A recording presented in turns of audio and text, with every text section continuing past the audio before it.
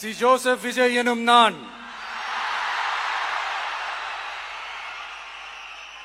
தமிழ்நாட்டு அரசின் முதலமைச்சர் என்ற முறையில் எனது கவனத்திற்குள்ளாவதும் தெரிய வருவதுமான எந்த பொருளையும் முதலமைச்சரின் கடமைகளை உரியவாறு நிறைவேற்ற தேவையான அளவுக்கன்றி ஒருவரிடமோ பலரிடமோ